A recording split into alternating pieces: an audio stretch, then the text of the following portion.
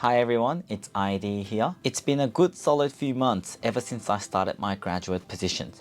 So over the month, I had the pleasure of meeting dozens of people from human capital consulting, and I really lost count after 20. Regardless of the position in the organization, they had a plethora of knowledge and wisdom which definitely inspired me, proving my decision to come to Deloitte was indeed correct. So during those catch-ups, my common question was, what advice would you give to a graduate to be a successful and a high-performing consultant at Deloitte? Surprisingly, there were some common responses which I would like to share in this video, as it might be a key to success in any organization when you're first starting out as a graduate.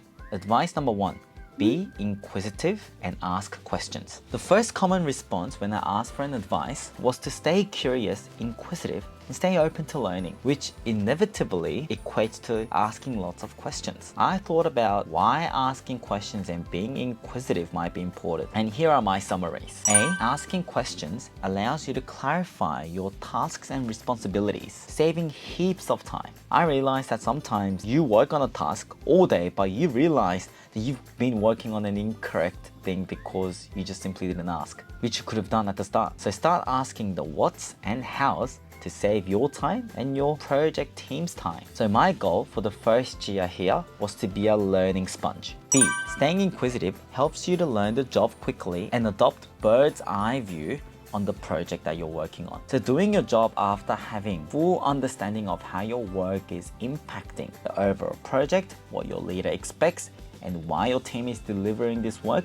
significantly influences the quality of work you're producing. So in this case, you could also be flexible and bring some unique, fresh perspectives to the table. To create an impact, you need to understand the bigger picture and have a macro and micro view on the scope. This could only be possible when you ask questions. So small things that I'm doing are 1. Asking when my work is due. 2. Regularly show my drafts to confirm whether I'm on the right track or not. And 3. I think out loud what I understood and have to do before ending the meeting to my team. The second advice that I received was figure out the working style of your leaders. Pretty much, the advice I received was being adaptable after identifying different leaders' working styles. Everyone has their own preferred way of working, whether that is structured, open, conversational, analytical, etc. Some leaders would want to see your draft very early. Some don't really mind if you just show them the final product. They all have different values, culture,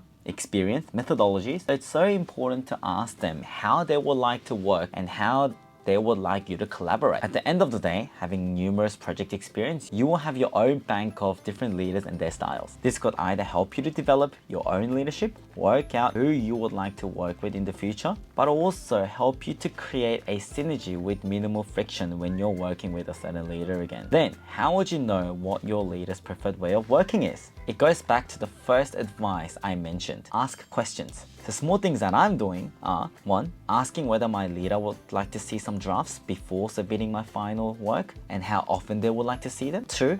Asking for constructive feedback after completing micro tasks. The third advice that I received was to always stay people-oriented, meaning that you gotta build relationship, and relationships come first above anything else. I was first confused, however, after getting involved in few projects, I think I slowly start to see what that actually means. A. Building relationships with your team essentially means knowing and treating every team member at a personal level. This is more than just knowing their names, hobbies, or what they're good at. It's about knowing their values, their working style, what they enjoy doing, what their goals are, and what their strengths and weaknesses are, and also when they work the best. Initially, we might think, is this really necessary at work? At the end of the day, aren't we just here to get the work done? I realized that building relationships is not becoming a best friend. And in fact, you don't need to become best friends with everyone at work. It's gonna be impossible. However, I observed that when you try to know the whole person, it improves the quality and the satisfaction in your work, as it fosters that unique synergy,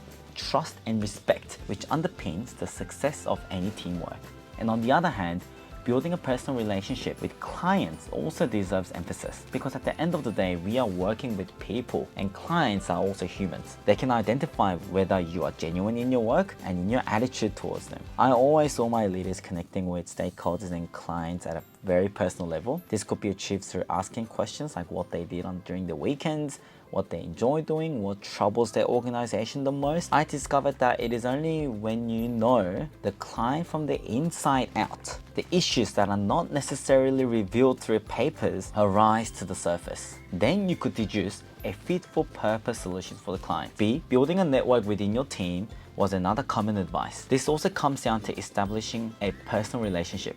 But here, the emphasis is on putting your skills and interest and name to your face. At the end of the day, the nature of your work, consulting team, comes down to network, meaning that it will be easier for you to be found and wanted by the leaders if they know you better. This is not corporate politics, rather a professional decision to better complete the work. If the managers, directors, and partners know what you're good at, know what you're interested in, and how you'd like to work, it is far easier to think of you when they win or have work. It is no secret that this is how you also end up doing the work that you love and you enjoy. On the flip side, it also helps you to identify who you would like to work with and who you would reach out to with certain types of projects. Overall, building a network is almost a necessary effort if you want to enjoy your job and increase job satisfaction in the long run. The small things that I'm doing here are: 1. Organizing one-on-one coffee catch-ups, whether that's a virtual catch-up or in person. 2. Asking a constructive feedback, having a bank of expertise and experience for all people I had catch-ups with. These were the